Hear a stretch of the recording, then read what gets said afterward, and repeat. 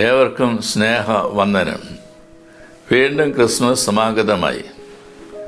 ഇരുട്ട് കനക്കുന്ന ലോകത്തിൽ പ്രത്യാശയുടെ പുതുജനനമാണ് ക്രിസ്മസ്. തൻ്റെ ഏകജാതനായ പുത്രനിൽ വിശ്വസിക്കുന്ന ഏവരും നശിച്ചു പോകാതെ നിത്യജീവൻ പ്രാപിക്കേണ്ടതിന് അവനെ നൽകുവാൻ്റെ കോണം ദൈവം ലോകത്തെ സ്നേഹിച്ചു. യോഹന്നാന്റെ സുവിശേഷം 3:16 ദൈവസ്നേഹത്തിൻ്റെ പാരമ്യമാണ് ക്രിസ്തു ജനനം. ദൈവം ലോകത്തെ സ്നേഹിച്ചു എന്ന് മാത്രമല്ല, ആ സ്നേഹത്തിൻ്റെ അടയാളമായി സ്വന്തം പുത്രനെ തന്നെ നൽകി. ഉദാത്ത സ്നേഹവും അളവില്ലാത്ത ദാനവും ഒത്തുചേരുന്നതാണ് ക്രിസ്മസ്. ഉപരിപ്ലവമായ സ്നേഹവും ഛേദമില്ലാത്ത ദാനവുമല്ല, ഉൾക്കാമ്പുള്ളതിനെ ഉണ്മയെ തന്നെ പങ്കിടുന്നതിലൂടെ യഥാർത്ഥ സന്തോഷവും സമാധാനവും പ്രത്യാശയും ലോകത്തിന് പ്രദാനം ചെയ്തു. ദൈവം നൽകിയത് സ്വയത്തെയാണ്. ദൈവത്തിൻ്റെ പരമോന്നത ദാനം കൊണ്ടാണ് ക്രിസ്മസ് ആരംഭിക്കുന്നത്. ആദ്യ ക്രിസ്മസ് സാധ്യമായത് ദൈവം സ്വയം മറ്റുള്ളവർക്കായി നൽകിയതിലാണ്. അതിൻ്റെ ആവർത്തനമാണ് ഓരോ ക്രിസ്മസും നമ്മോട് ആവശ്യപ്പെടുന്നത്. ക്രിസ്മസിൻ്റെ യഥാർത്ഥ സന്തോഷം നേടുന്നതിൻ്റെ ആനന്ദമല്ല, കൊടുക്കുന്നതിൻ്റെ സന്തോഷമാണ്. ക്രിസ്മസിൻ്റെ യഥാർത്ഥ അർത്ഥം ലഭിക്കുന്നതിൽ അല്ല, നൽകുന്നതിലാണ്. ക്രിസ്മസിൻ്റെ കാതൽ സ്നേഹത്തിൽ അടിസ്ഥാനപ്പെട്ട ദാനത്തിലാണ്. നേടുന്നതിൽ മാത്രം നിൽക്കുമ്പോൾ ക്രിസ്മസിൻ്റെ അർത്ഥം നഷ്ടപ്പെടുന്നു. ക്രിസ്മസിനെ വ്യക്തിപരമായ ആനന്ദത്തിലേക്ക് മാത്രം ചുരുക്കരുത്. നൽകുന്നതിലൂടെ ലഭിക്കുന്ന സന്തോഷം നേടുന്നതിൽ നിന്ന് വ്യത്യസ്തമാണ്. ലഭിക്കുന്നത് കുറച്ചു സമയം സന്തോഷം നൽകാം, നൽകുന്നത് സ്ഥിരമായ ആനന്ദം നൽകുന്നു. നമുക്കുള്ളതിനെ മറ്റുള്ളവർക്കായി പങ്കിടുവാൻ ക്രിസ്മസ് നമ്മെ ക്ഷണിക്കുന്നു. ദരിദ്രർക്ക് ഭക്ഷണം, ഏകാന്തർക്ക് സഖിത്വം, ദുഃഖിതർക്ക് ആശ്വാസം, പകയുള്ളിടത്ത് ക്ഷമ, അകന്നുപോയവർക്ക് അടുപ്പം, അപരനെ ദയ, ഭാരമുള്ളവനെ കൈത്താങ്ങ് എന്ന് നൽകുമ്പോൾ നാം ദൈവത്തിൻ്റെ തന്നെ സന്തോഷത്തിൽ പങ്കുചേരുന്നു. ഇന്ന് ലോകത്തിൽ യുദ്ധങ്ങൾ, അഭയാർത്ഥിത്വം, ദാരിദ്ര്യം, സാമൂഹിക രാഷ്ട്രീയ വിഭജനം, കാലാവസ്ഥാ പ്രതിസന്ധികൾ എന്നിവ വർദ്ധിക്കുന്നു. ഇത്തരം ഇരുട്ടിൻ്റെ നടുവിൽ ക്രിസ്മസ് നമ്മെ മാറി നിൽക്കാനല്ല, ഉത്തരവാദിത്തോടെ പ്രതികരിക്കുവാൻ വിളിക്കുന്നു. ക്രിസ്മസ് സർവ്വജനത്തിനും ഉണ്ടാകുവാനുള്ള മഹാസന്തോഷമാണ്.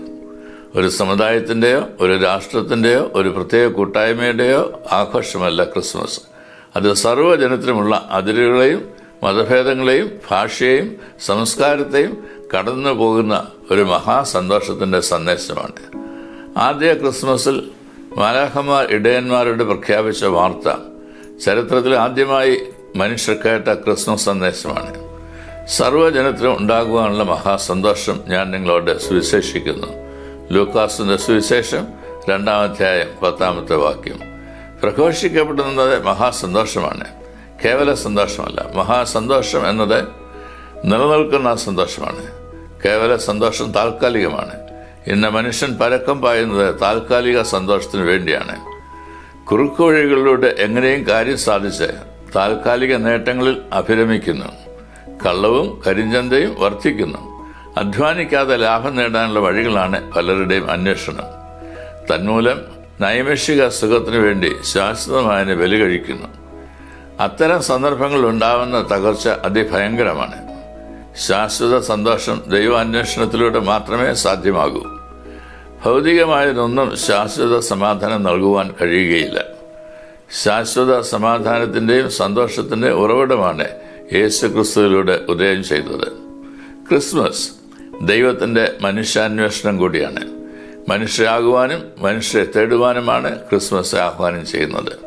നാം നമ്മുടെ സഹോദരന്മാരുടെ കാവൽക്കാരാണ്. ദൈവം ആഗ്രഹിക്കുന്നത് അപ്രകാരമാണ്. അവരുടെ സുരക്ഷിതത്വം ഉറപ്പാക്കുന്നിടത്താണ് ക്രിസ്മസ് യാഥാർത്ഥ്യമാകുന്നത്. പരാതികളും പരിഭവങ്ങളും മറന്ന് പകയും വെറുപ്പും വിട്ട് അകന്നുപോയവരെ അന്വേഷിച്ച് ഇറങ്ങുമ്പോഴാണ് ഉപാധികളില്ലാത്ത സ്നേഹം പകർന്നു നൽകുവാൻ സാധിക്കുന്നത്. ഭയപ്പെടേണ്ട എന്ന വാക്കാണ് ക്രിസ്മസ് സന്ദേശത്തിൻ്റെ ആദ്യ വാചകം. രാഷ്ട്രീയ ആശങ്കകളും സാമൂഹിക അനീതികളും ആത്മീയ ഇരുട്ടും നിറഞ്ഞ ലോകത്തിലാണ് യേശു ജനിച്ചത്. അതിനാൽ ക്രിസ്മസ് നൽകുന്ന സന്തോഷം യഥാർത്ഥ പ്രത്യാശയുടെ സന്തോഷമാണ്, വെറും വികാരമല്ല.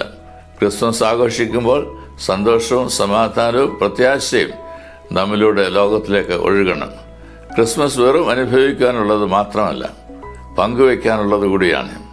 നമ്മളുടെ സാന്നിധ്യം നാം തന്നെ അവരുടെ ഭീതിയാകരുത്, മറിച്ച് സന്തോഷവും സമാധാനവും പ്രത്യാശയും പകരുന്നതാകണം. അവരുടെ ജീവിതത്തിന് മുൻതൂക്കം നൽകണം. എനിക്ക് എന്താണ് ഗുണം എന്നതിൽ നിന്നും മറ്റൊരാൾക്ക് എന്നിലൂടെ എന്താണ് ഗുണം എന്ന് ചോദിക്കണം. പുതുവസ്ത്രങ്ങളും ഭക്ഷണമില്ലാത്ത ഒരാളുടെ കണ്ണീർ ഒപ്പാത്ത പക്ഷം നമ്മളുടെ ആഘോഷം അർത്ഥശൂന്യമാകും. ക്രിസ്മസ് കരുണയുടെ പ്രവൃത്തിയാണ്. ഏതൊക്കെ തകർച്ച നേരിട്ടാലും പ്രത്യാശ കൈവിടരുത്. വിവേചനങ്ങൾക്കിടയിൽ ഐക്യവും നിരാശകൾക്കിടയിൽ പ്രത്യാശയും വേദനകൾക്കിടയിൽ സ്വാതന്ത്ര്യവും പകരുവാൻ ക്രിസ്മസ് നമ്മെ ആഹ്വാനം ചെയ്യുന്നു. അതിനായി നമ്മെ സമർപ്പിക്കാം. ഏവർക്കും ക്രിസ്മസ് പുതുവത്സര ആശംസകൾ.